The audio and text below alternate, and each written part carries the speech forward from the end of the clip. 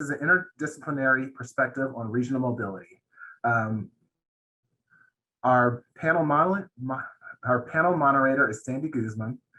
Sandy is the Chief Executive Officer for the Austin Area Research Organization, or ARO, a nonpartisan nonprofit organization of businesses and civic leaders across the region that focuses on long-term challenges and solutions to enhance the economic and social well-being of all Central Texans.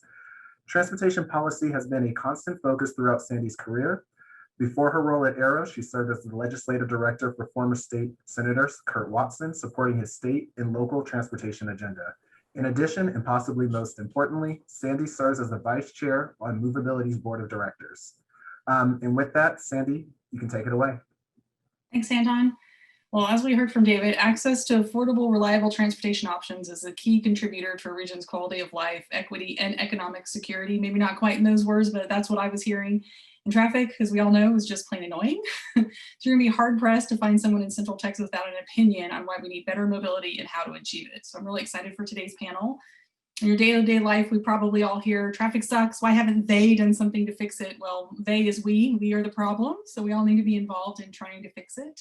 And we're going to hear today from representatives of 5 organizations who view the need for improved mobility through the lens of their organization's perspective, which I think will help undergird the discussion that David had of the different types of solutions that TDM includes, that transportation demand management includes. So I'm going to ask each of the panelists to answer the same 3-pronged question.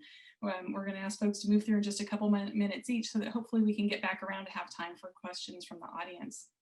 First, I'd like to welcome Matt Geske. He's the Vice President for Regional Infrastructure and Mobility with the Austin Chamber of Commerce. So Matt, if you'll tell us why improving regional mobility is important to your members, the businesses of our community, what are the top concerns or projects y'all are working on right now, and how transportation demand management plays into those discussions?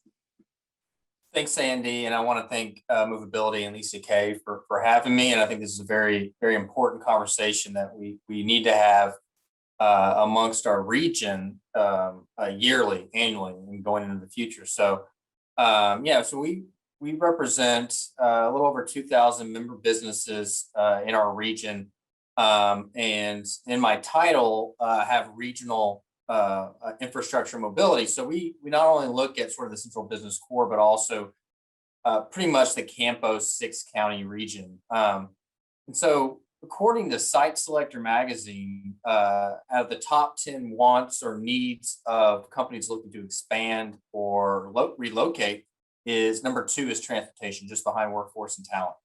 And that's been steady for the last 10 years. And so when we're talking to businesses and companies looking to relocate here, they're always asking, what does the transportation infrastructure look like?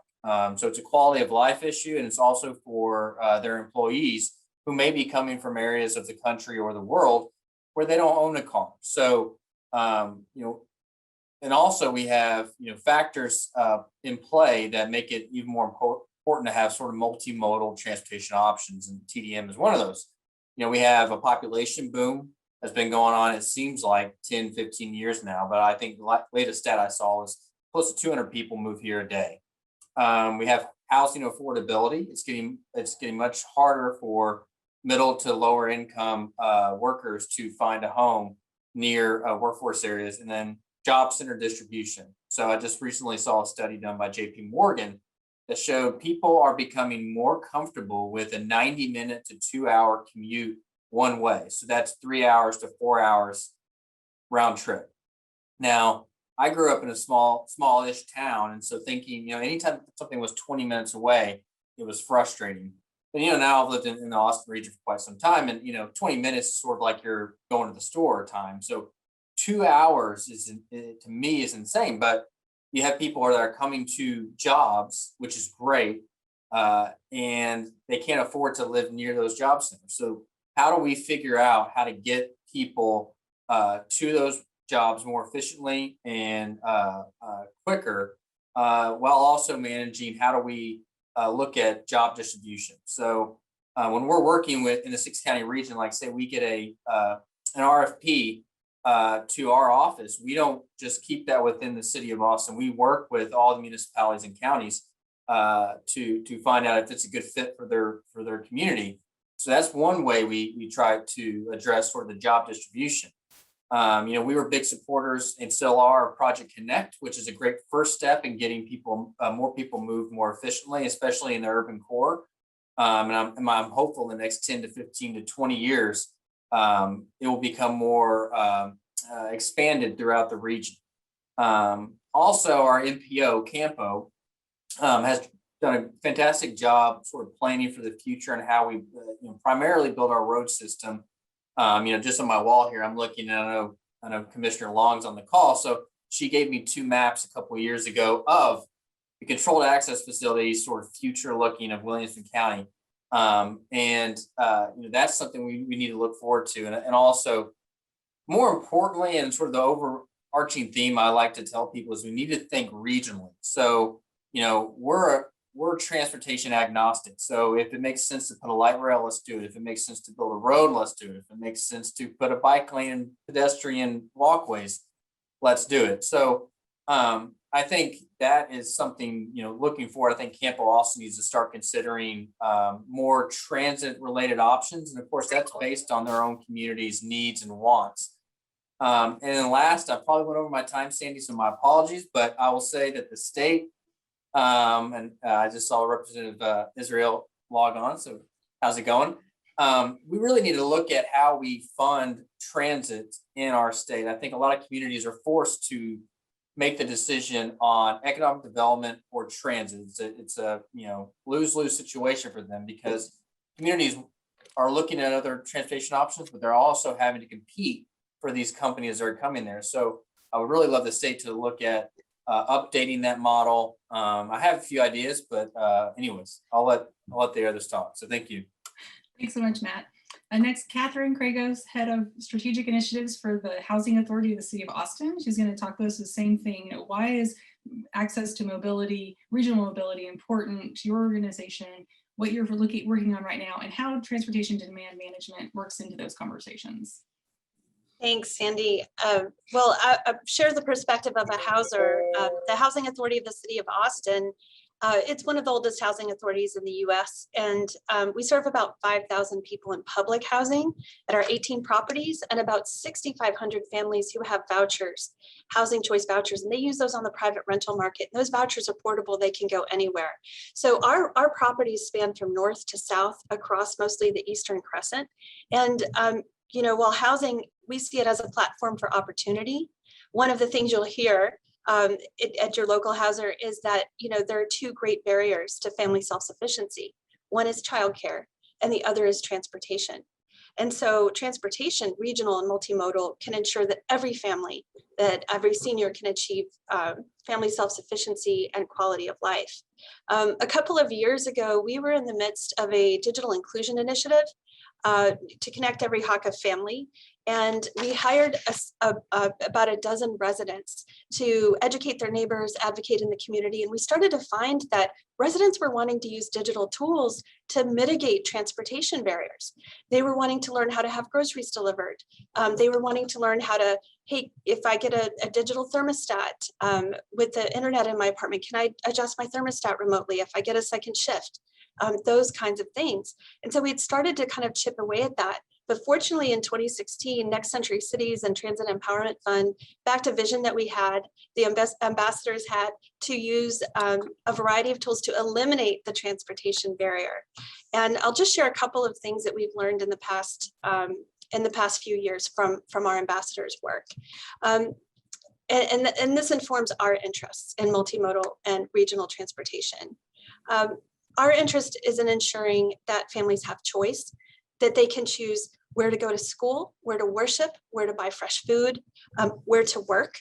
And when mobility ambassadors held their first participatory GIS focus group with their neighbors, they passed out digital and paper maps. And they asked a question they had been working on for a long time, which is, tell us where you go and how difficult it is to get there. And so the room was silent and people started drawing on their maps. And suddenly a man at our Booker T. Washington property stood up and he said, "You're asking me the wrong question. You're asking me where I go and how difficult it is to get there. You should be asking me where I don't go because it's too difficult to get there."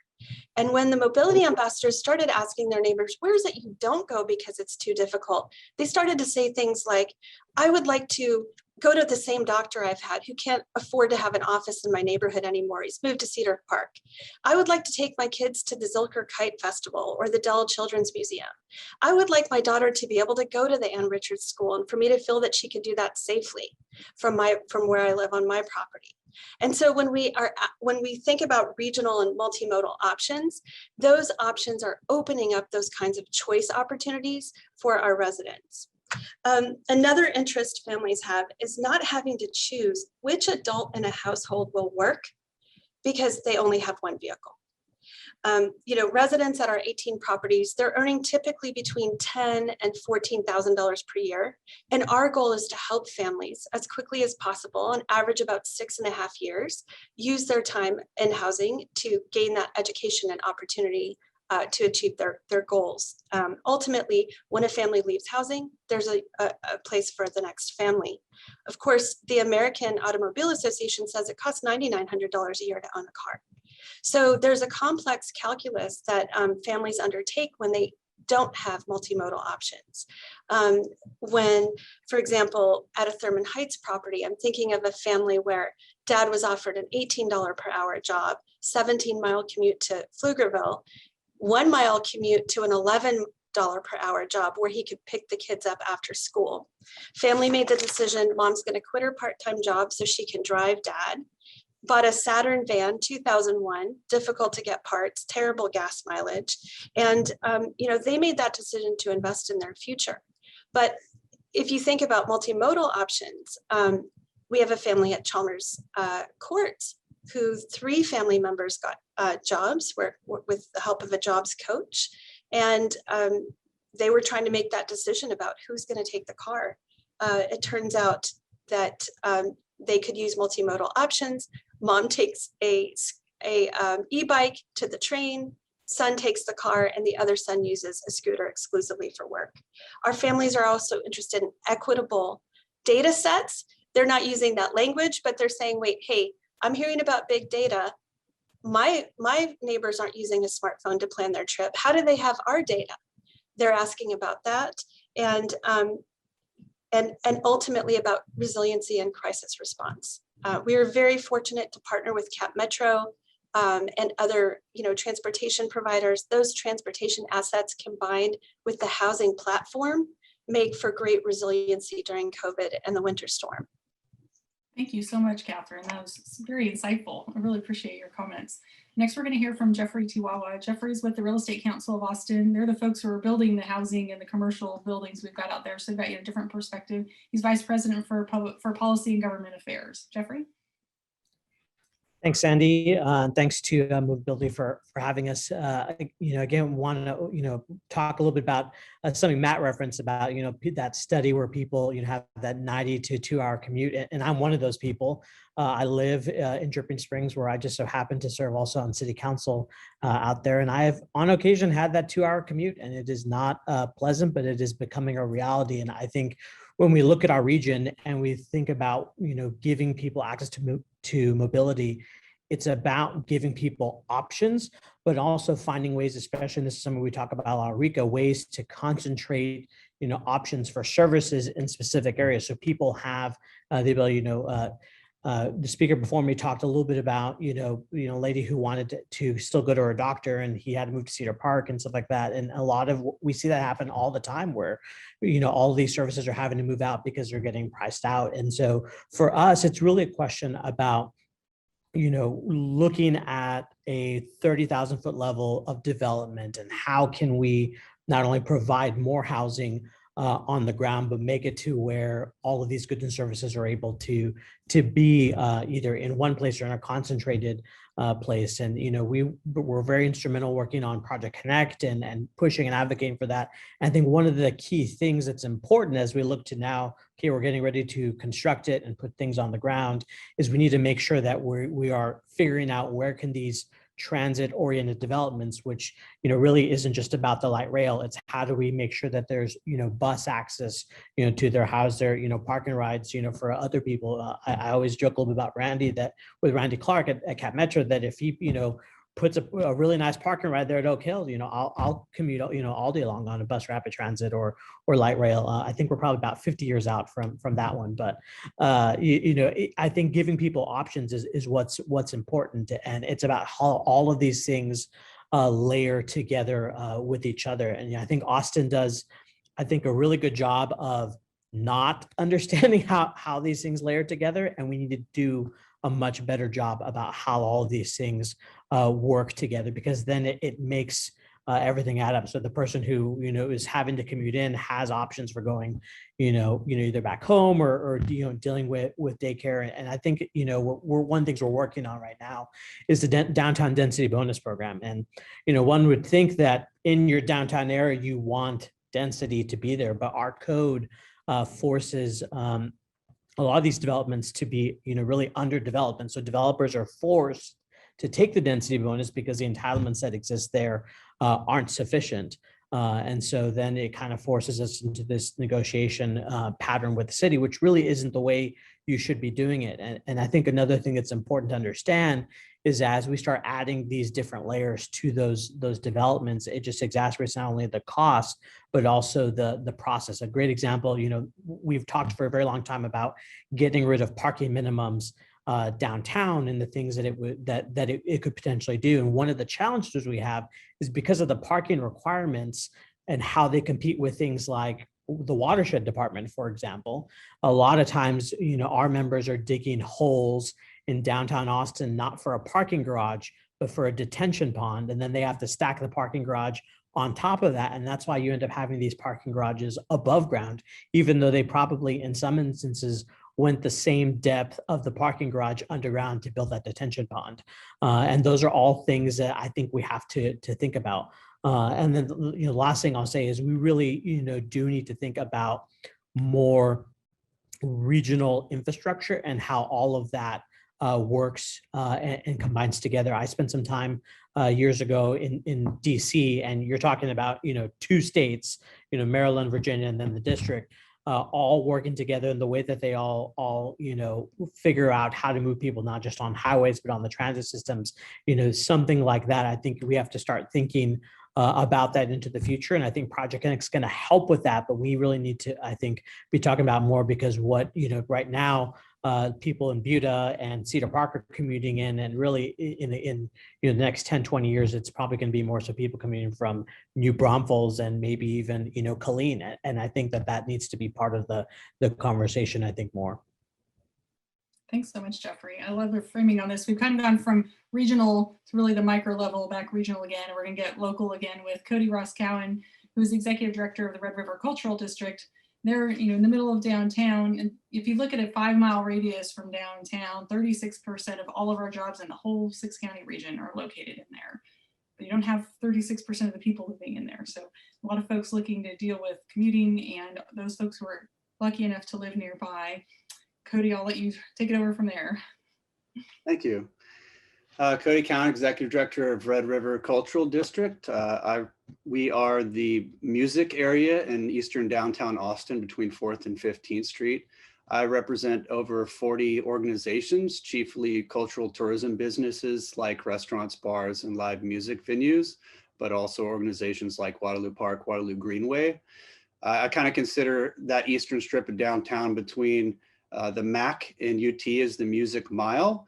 So this is where musicians find their careers, where service industry workers come to support the growth and the health and the excitement of Austin, but also we support the brand of the city, right? Because we have the largest concentration of live music venues in the country in the heart of downtown, over 15 currently.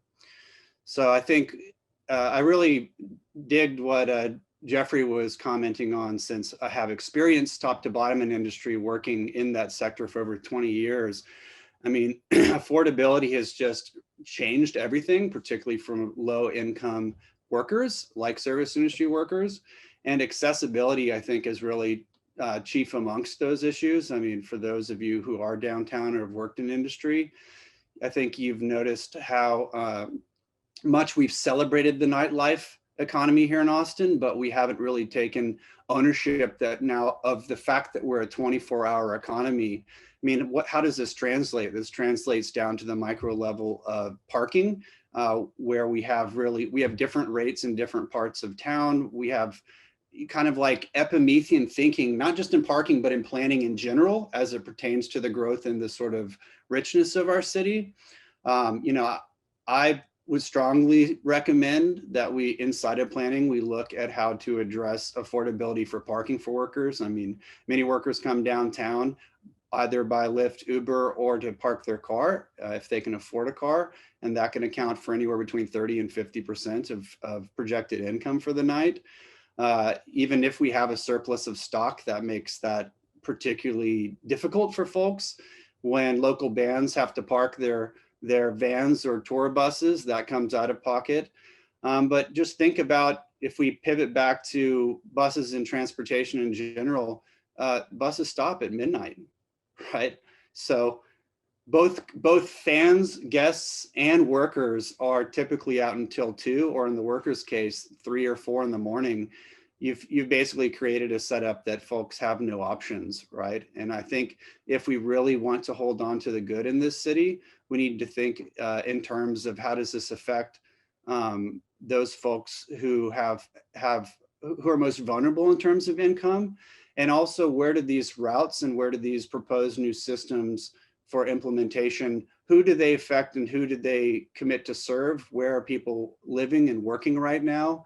I mean, all of these sort of factors, all of these things have to factor in, I think, in terms of how we more holistically approach transportation, and through this sort of Promethean planning, capturing how we're going to hold on to that facet of culture that we know and love about Austin.